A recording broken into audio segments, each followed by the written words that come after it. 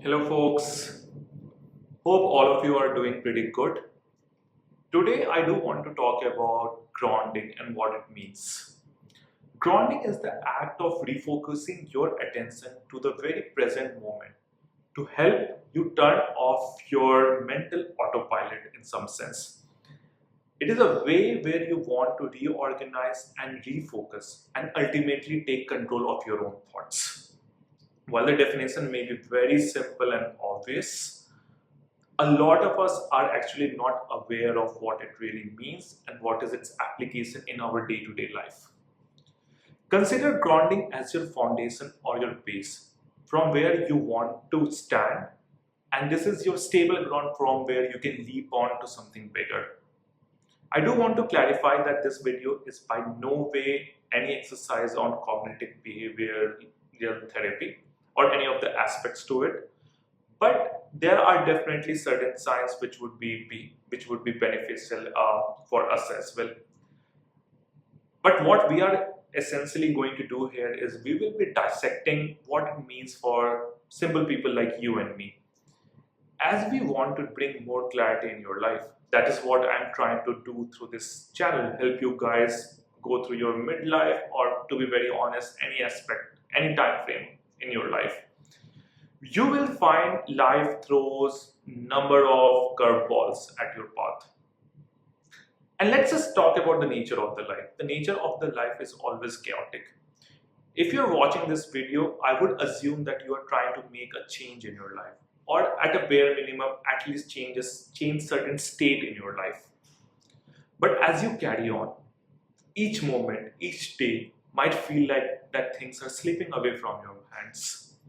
Or even more worse, right? You might find yourself standing on a slippery slope. This is where grounding helps.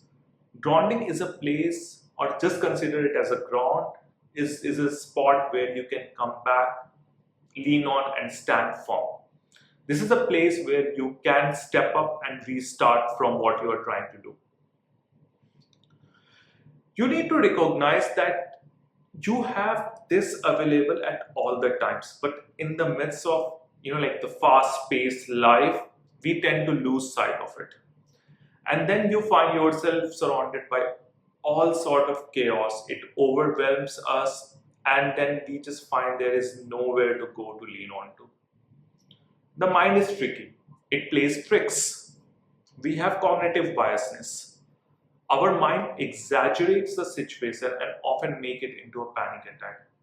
And if you're someone who is trying to deal with depression, the mind narration of your situation would even be more exaggerated.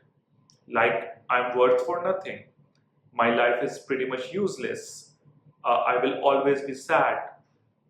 Nothing ever good happens to me. All of these narratives are often first person, subjective, and not specific. But the overarching theme is that you are still losing the sense of reality. One of the ways to come back to your senses and get a grip and control of your reality is through grounding. This is a safe space which you nurture, where you can always fall back to and restart. You might be trying to build something, improve on a certain dimension of your life, or you might be trying to fight an addiction, or simply going through a tough time. Think about what is the worst that can happen. Maybe what you started building, you may not be able to build it. Or the addiction that you were fighting, you lost and you relapsed. But that's it. That's about it. That all happened. You do not need to build stories around it. You do not have to take it as a proof that you're not worthy. So you need to just stop there and avoid getting into a negative thought pattern, spiral down into an abyss. As a fallback mechanism, we need to learn grounding. You need to recognize what is your base platform. You are still alive, your organs are still functioning, your vitals are good. That is good enough. That is good enough for you to stop, lean on to that, and restart. The challenge that we face, and this challenge is often psychological, is We build our personal narration, and it always, or not always, I would say most of the time, it tends to be towards negative.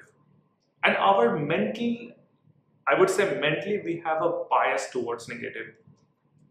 From an evolution perspective, our mind prioritizes what is negative because it helps us to survive. But this is not true in modern world, and this is where we need to pay special focus on. For example, think about a child who is learning to walk. If he gets caught up in his personal narration of a negative biasness, right, would he ever learn to walk? He knows at worst he would fall, maybe he will get hurt, but he can still get up and restart and continue what he's trying to do. This is the main concept we are still talking here. So when you recognize that you are caught up in this situation, there are some practical exercises that you can do which can help you bring back to reality or take control of your thoughts. One of the exercises is called 5 4 3 2 1, and it's part of, I believe, CBT technique, where what you essentially try to do is you try to lean on your sensory organs. So it goes something like this. You first go with your eyes and you try to see what are the 5 things around you that you can see. Just notice those 5 things. Then try to hear 4 different distinct sounds around you. Can you hear something which are like 4 different things? Maybe touch 3 different things. Focus on the sensation of those touch. Similarly, maybe try to smell 2 different fragrances that's coming in on, and maybe try to taste something, right? So what it does, it kinds of brings you back to a reality, brings you back to the sensory perception, and grounds you in some way. Personally, for me, I tend to exercise a different kind of technique, which is more of a mix of a breathing exercise and somewhat meditative in approach. When you feel nothingness as an outcome of this meditation, that often takes away your dread and rumination along with it. Life is not certain, right? But what I'm trying to help you do is give you some of this psychological tool that will help you bring clarity and stability in dealing with some of the difficult situation, or whatever you're trying to do for that matter, right? Let me know if any of these things personally resonated with you down in the comments. I would love to hear your thoughts on it. That is all I have for you guys in today's video, and I'll definitely catch up with you on the next one. Have a good day, guys.